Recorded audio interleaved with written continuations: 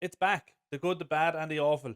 Look, it didn't feel right to be doing this when Ruben Amorim first came in, but after last night's game, I felt it's time. So let's get into it. Starting with the good. And look, I think it's easy to say there wasn't much good about that last night, but being honest, I think there was plenty of positives to take from it. Um, Obviously Lenny Yoro had an outstanding game. Given the fact that he's only just turned 19 and the performances that he's been putting in since that Crystal Palace game a couple of months ago, where he was, let's be honest, he got destroyed in that game. But since then, he has been phenomenal.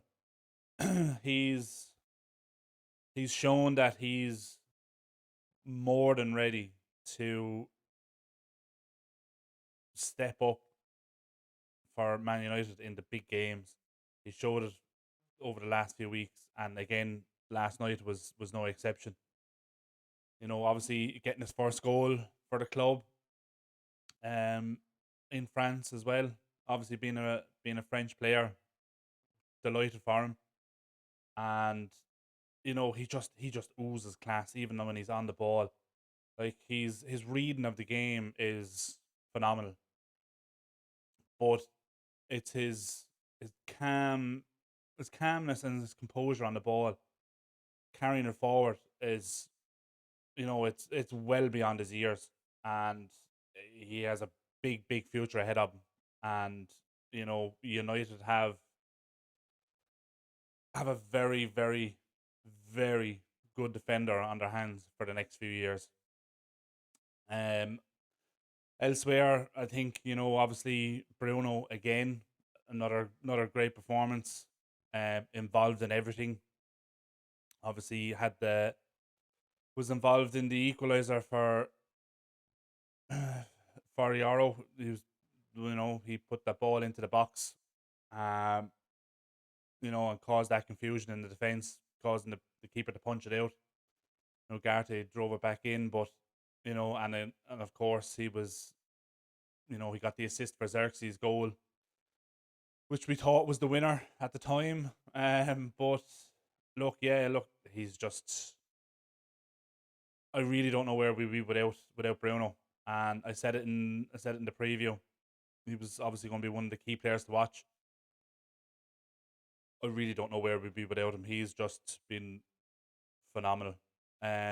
Also Mount getting another few minutes again, managing his fitness, coming back, looked sharp when he came on. So he's definitely getting there now. It's just about building his match fitness, and obviously, of course, it's fantastic to have Kobe Mano back.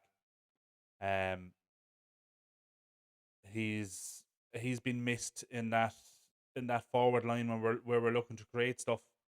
We've seen over recent weeks that lack of quality in the final third is costing us games, and having someone like Kobe Mano back to slot in there and possibly allow Bruno to step back into that sixth position alongside Ugarte should should definitely help with that. Bruno in this system is definitely a hell of a lot better.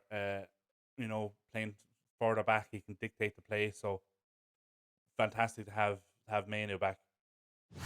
Moving on to the bad, I think again I kind of touched on there at the end of the last section.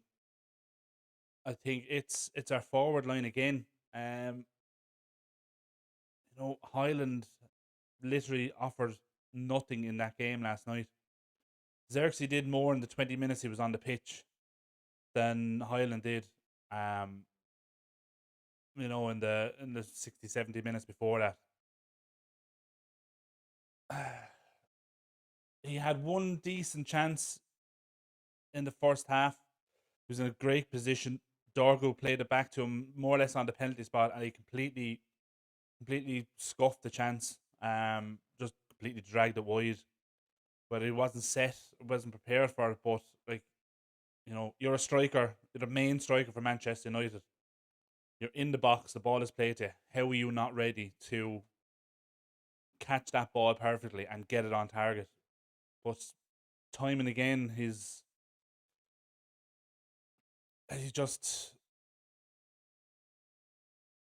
he's just no threat to any team at all on the pitch. And the story came out just before the game that there's a couple of Italian clubs are looking for him, are interested in signing him, and based on his performances over the last few weeks, you'd have to say, if United are going all out for a prolific striker, which we need, regardless of whether Highland stays or not.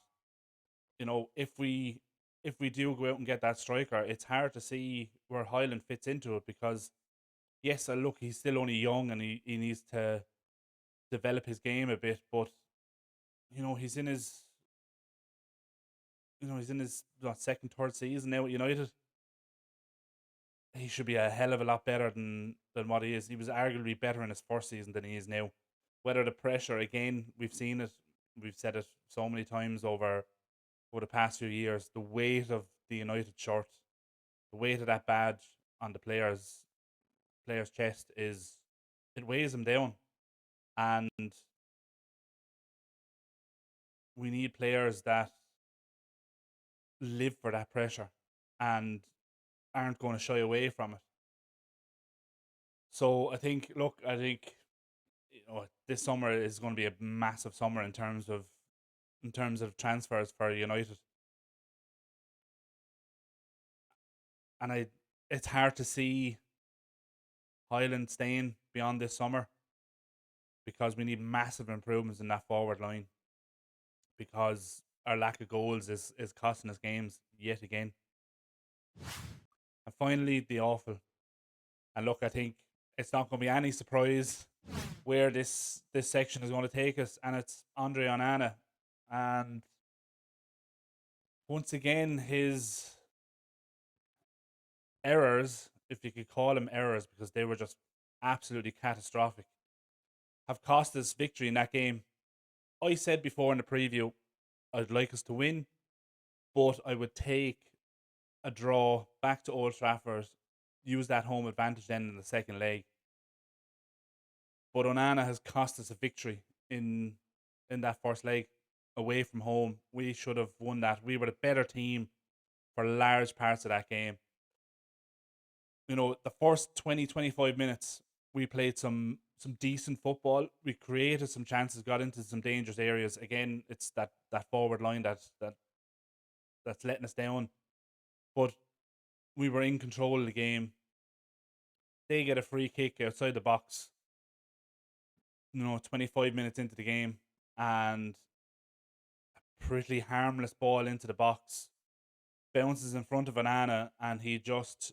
I don't even know how to describe the way he attempted to save it, because it was like as if the ball bounced in front of him and he just kind of dropped and threw his arms out, but ended up palming it into the side of the net.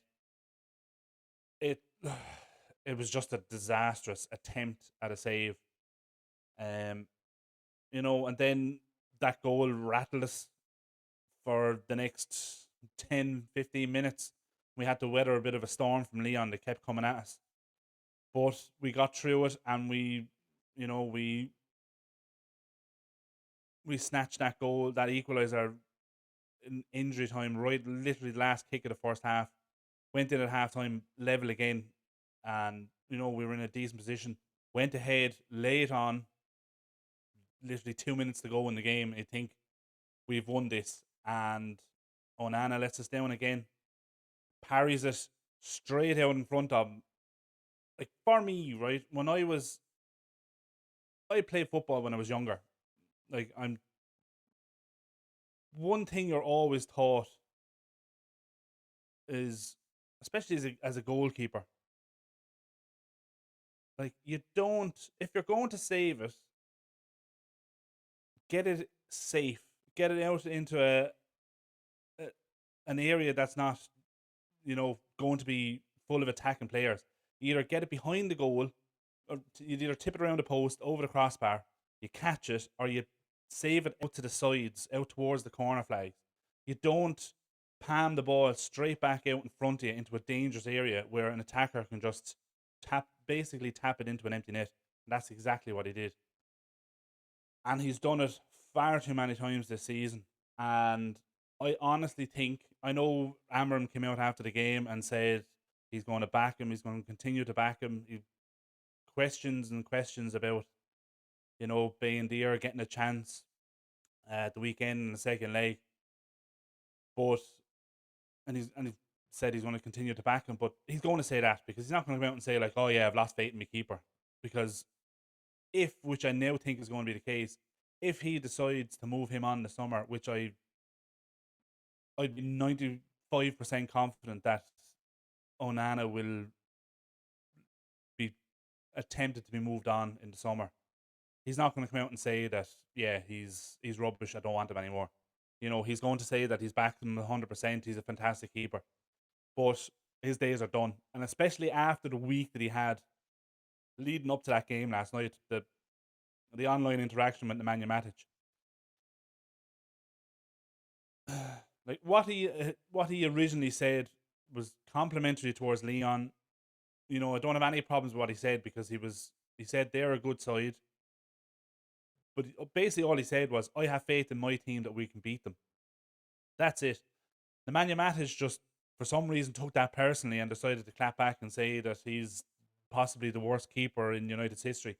Which, on evidence last night, he's shown he's 100% correct. But for Onana to come out and say that at least I've won trophies at this big club, it's, you have to go out there then and put on the performance of your life. And he didn't do that, and he just shit the bed and cost us victory in an important away leg.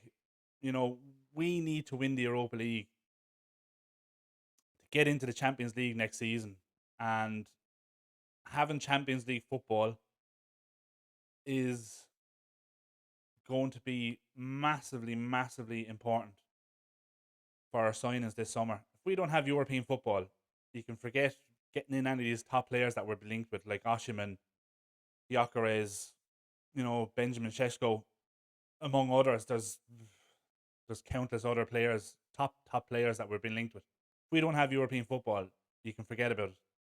So, in such an important game, to drop those kind of clangers is just, it's unforgivable, and I honestly think he's done. Like, he wasn't a Ruben Amorim signing, he wasn't an Ineos signing, so I honestly think he could be gone in the summer, and if we can get a decent fee for him, which I seriously doubt now, because who's going to pay big money for him? The only way we're going to get big money is if he possibly goes to the Saudi League. But who is honestly going to take him at this stage after those kind of performances? I mean, just horrendous. But yeah, look, I mean, we've got it all to do now in the second leg. But the history is on our side. We've now faced Lyon 5 times and we are unbeaten. And I'd be fully confident we can do the business in the second leg at Old Trafford next week. But yeah, look, let me know your thoughts in the comments. What what can you actually say?